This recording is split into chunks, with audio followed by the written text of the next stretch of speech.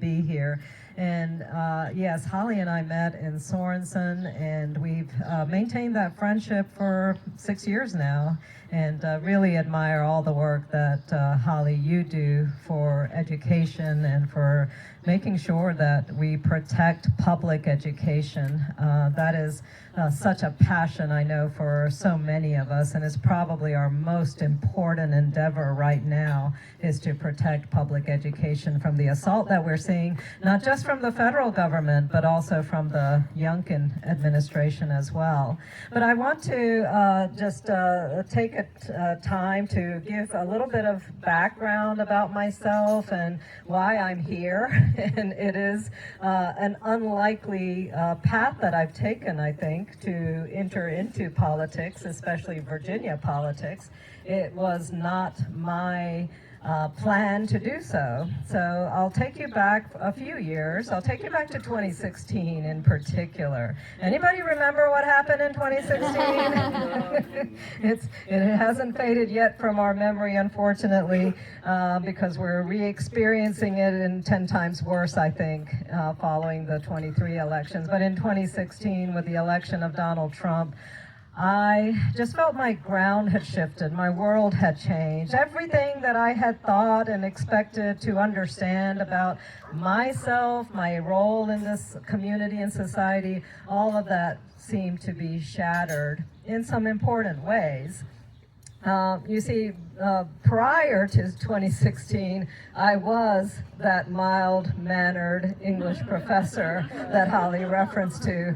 I was a mild-mannered professor of American literature, teaching at the community college in Richmond, and I'd been in higher education for close to 30 years, actually, at that point. I never thought that I would actually leave the classroom, because that was always my passion.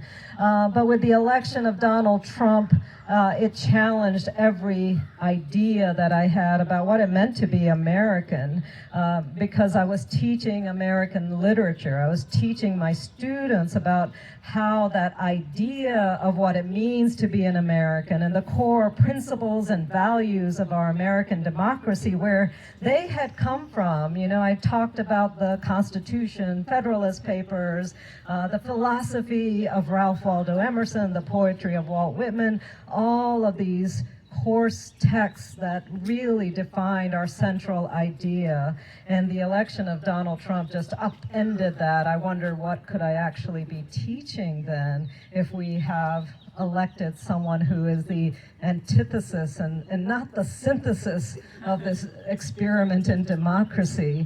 But for me in particular, you know, Trump ran on this agenda, on the policy of bigotry and hatred and division, particularly targeting immigrants.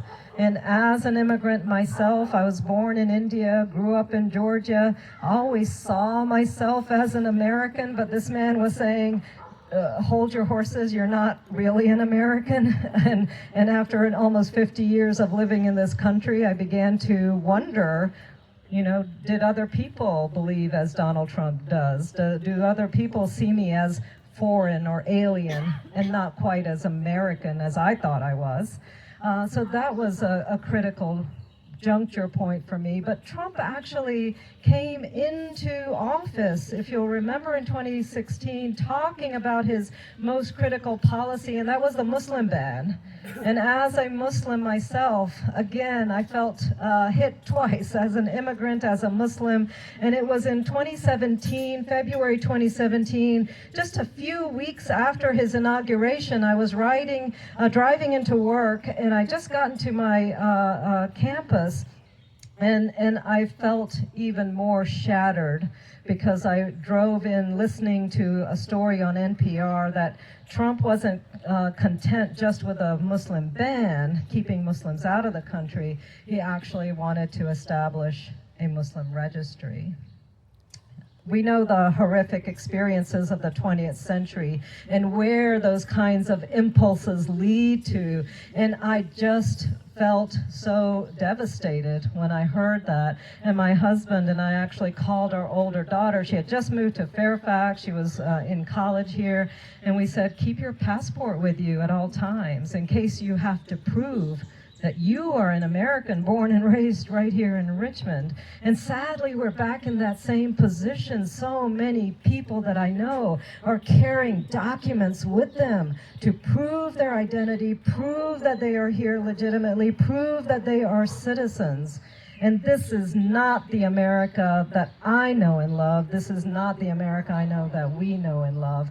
And so I decided I couldn't be that mild-mannered English teacher anymore. And, you know, that's a joke.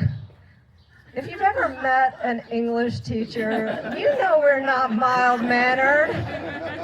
What is it that we're doing? We're actually teaching the books that other people are trying to ban. So there ain't nothing mild-mannered about us. We're ready to challenge the status quo. We're ready to challenge young people's minds and make them think. And so I love a challenge. And so in 2019, I looked around. We had a conversation in the family, and I decided I was going to run for a Senate seat that in my district, it represented Richmond City, Chesterfield County, Powhatan County. It had been in Republican hands for almost 40 years. And I said, I'm going to run for this Senate seat.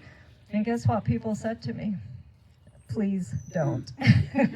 They said, you've never run for political office. You have no political experience. You're an immigrant. You're a Muslim. You're the wrong kind of candidate for the seat that represents the heart of the former Confederacy. We've got other candidates that will be a better fit. But I'm not a mild-mannered English teacher. I love a challenge. And I said, yeah, it's okay. I'm still going to run.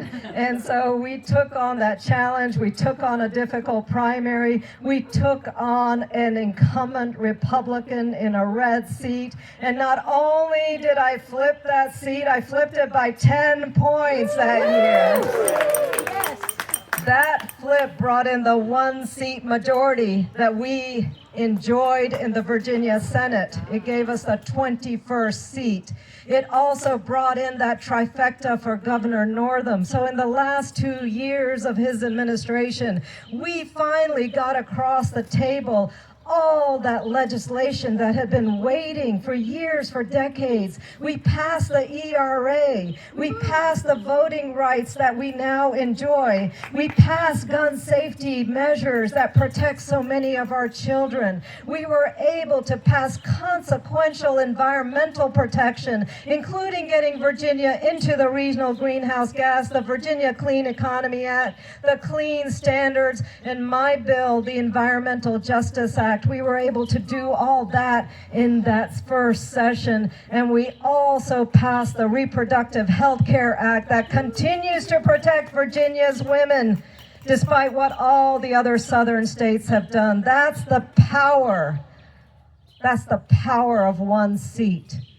And you know what? When Youngkin came in 2 years later, and he took the House majority, we still had a one seat in the Senate.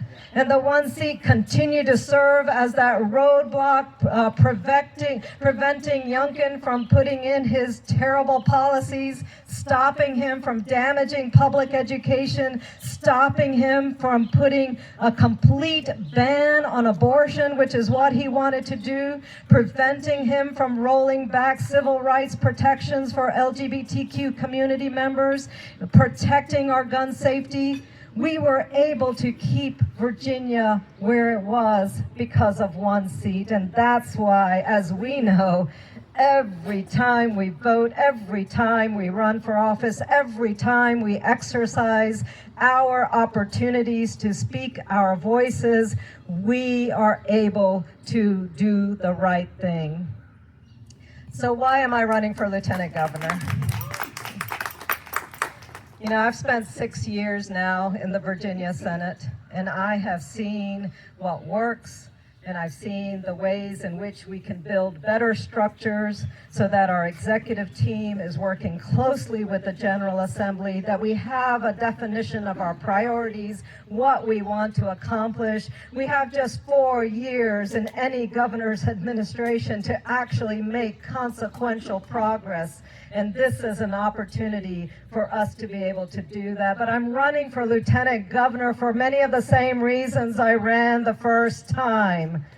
We now have Trump 2.0, and it's worse than the first time around. He's smarter. He's got more villainous creatures around him, and they are already doing such damage, so much damage. And it's really essential that if Virginia is going to survive these next 4 years, protect our health care, protect education, protect our vulnerable communities, protect civil rights, that we have an executive team that's in place and ready to fight that fight. And this is an opportunity for us to take a stance. As you know, 2025, Virginia is the name of the game in all of the country. Everybody is watching to see what we do, how we respond, how we go forward. And this is an opportunity to send a loud signal to Washington that Virginia is going to stand firm, and everybody's watching to see what we do. So after 6 years, I've got the legislative experience. I have the legislative track record on working on issues of reproductive health care, on health care in general, our public education, our colleges and universities, our environmental protections. I chair the committee, the Senate Committee on Education and Health. It's one of the biggest dockets that we have, 800 to 900 bills every session. We need people in office that have the experience, that have the knowledge of the work we've been doing, and are ready to hit the ground running in January, that don't need on-the-job training, but are ready to help our next governor move this state forward and form the coalitions with other democratically led states so that we can put up that resistance that we need to do to Washington. And I'm ready to do that. Now, I've shared that I'm an old English teacher. English teachers love grammar, right? Everybody else love grammar? We love parts of speech. We love talking about things that other people don't really want to talk about. But you know, one thing I love talking about is pronouns. I'm an old English teacher and I love pronouns. I actually know what pronouns are. Now, there's some people who talk about pronouns and they're scared of pronouns and they want to distract us from the things that really matter by talking about pronouns. But I always want to remind people that pronouns are centrally important to our identity. And in fact, the very first word of our beloved American Constitution begins with a pronoun, and that pronoun is we the people. And let's send a loud message all across Virginia, all across the country, that it's we the people who are here to take a stance, and that when we fight together, we the people are successful. And so we the people are stronger together. We the people are more resilient together. We the people will take on this fight, and we the people are going to save the Commonwealth. We're going to save the country. This is on us. We're going to go forth in 2025 and do what we need to do here in Virginia. Thank you so much for being here and joining us in this fight.